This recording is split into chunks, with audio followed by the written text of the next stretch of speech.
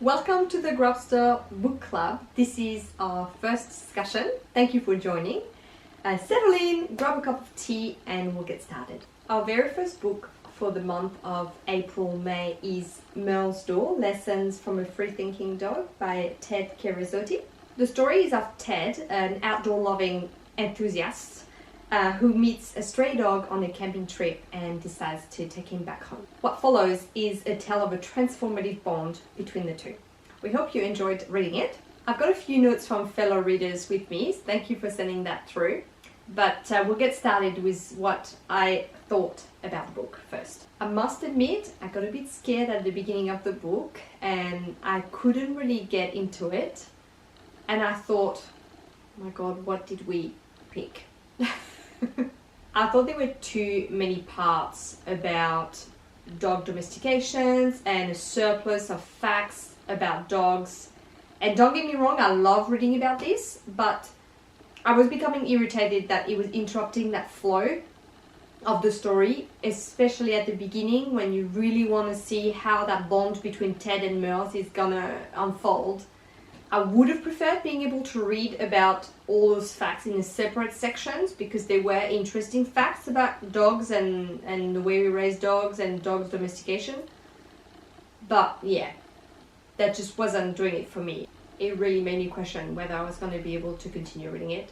Thankfully, the fact-telling slowed and the flow of the story resumed. The things I absolutely loved was reading about a life that's so different from mine.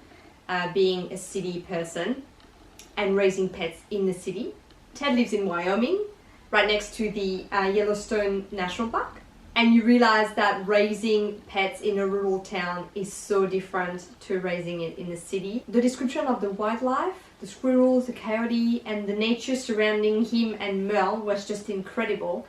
And I felt like Merle was allowed to live exactly the way he wanted, roaming around freely, an exceptional social life. He's socializing with every other pets and humans alike. The book is also full of funny moments, like when Merle arrives at the vet, like he's at an appointment at the spa.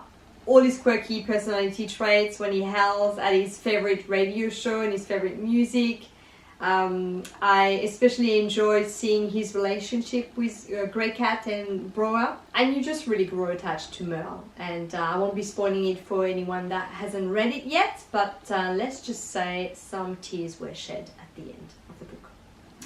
Now let's see what you thought about it. Jane from New South Wales says, Merle's Door by Ted Kerasote is an absolute gem for dog lovers and outdoor enthusiasts alike. Kerasote's deep bond with Merle, his adopted stray, is beautifully portrayed, showcasing the intelligence and independence of dogs when given the freedom to make their own choices.